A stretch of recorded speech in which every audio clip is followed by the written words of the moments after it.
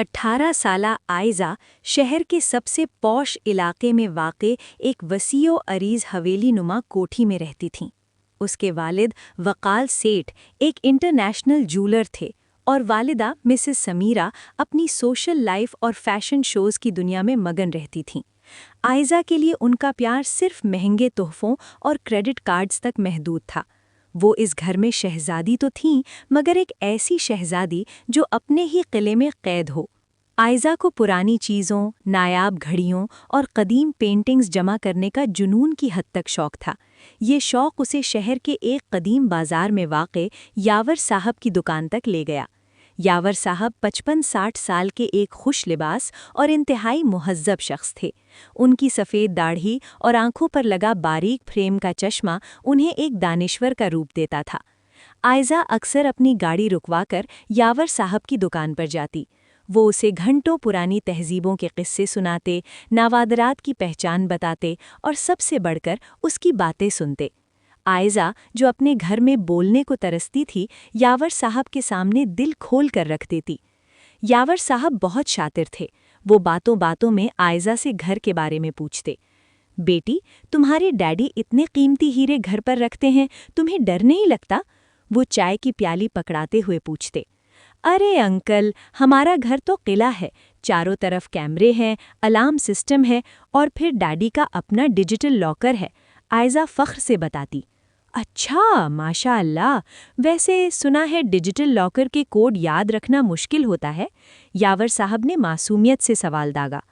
مشکل کہاں uncle, daddy نے میرا ہی برتھ ڈے کوڈ رکھا ہوا ہے تاکہ کبھی بھولے نہ، آئزہ ہنس کر بتاتی، اور یاور صاحب کی آنکھوں میں ایک عجیب سی چمک آ جاتی جو آئزہ دیکھنے سے قاصر تھی۔ یہ سلسلہ کئی ماہ تک چلتا رہا۔ یاور صاحب نے آئزہ کا مکمل اعتماد جیت لیا تھا۔ وہ اسے اپنے باپ کی طرح لگنے لگے تھے۔ دسمبر کی ایک سرد اور طوفانی رات تھی۔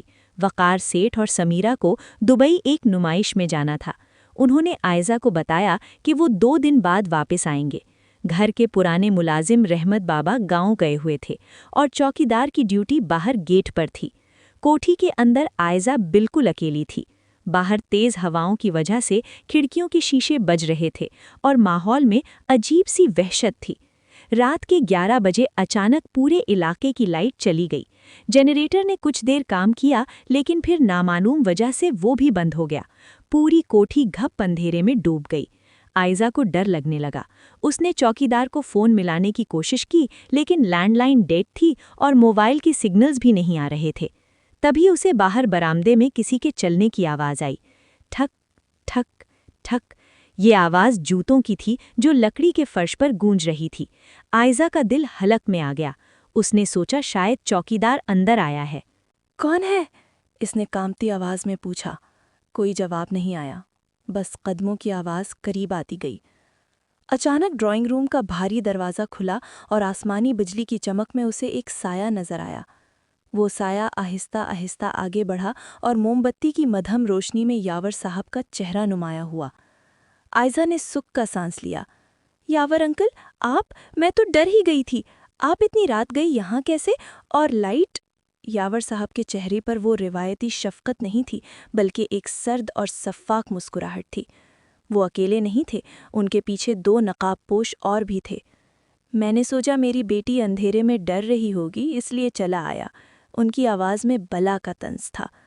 آئزہ کو سمجھ نہیں آ رہی تھی کہ کیا ہو رہا ہے۔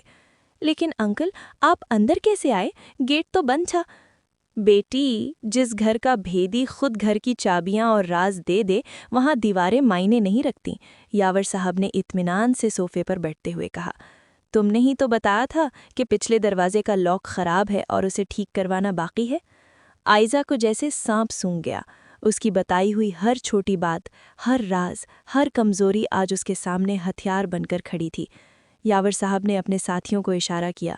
جاؤ، وقار سیٹھ کے کمرے میں پینٹنگ کے پیچھے والا لاکر کھولو۔ کوڈ تمہیں پتہ ہے؟ آئزہ کی سالگرہ۔ آئزہ اپنی جگہ سے ہلنے کی کوشش کرنے لگی تو ایک نقاب پوش نے اسے بازو سے پکڑ کر کرسی پر پٹخ دیا۔ شور مت مچانا گڑیا، ورنہ یہ یاور انکل نہیں، تمہاری موت بن جائیں گے، آدمی نے خنجر لہراتے ہوئے کہا۔ اگلے 2 گھنٹے آئزہ کے لیے قیامت سے کم نہیں تھے۔ وہ اپنی آنکھوں کے سامنے اپنے گھر کو لٹتے دیکھ رہی تھی۔ وہ نوادرات جن سے اسے عشق تھا، یاور صاحب انہیں بڑی بے رحمی سے بوروں میں بھر رہے تھے۔ وہ شخص جسے اس نے باپ کا درجہ دیا تھا، وہ دراصل ایک ماہر مجرم تھا جو مہینوں سے صرف اس رات کا انتظار کر رہا تھا۔ جاتے ہوئے یاور صاحب آئزہ کے قریب آئے۔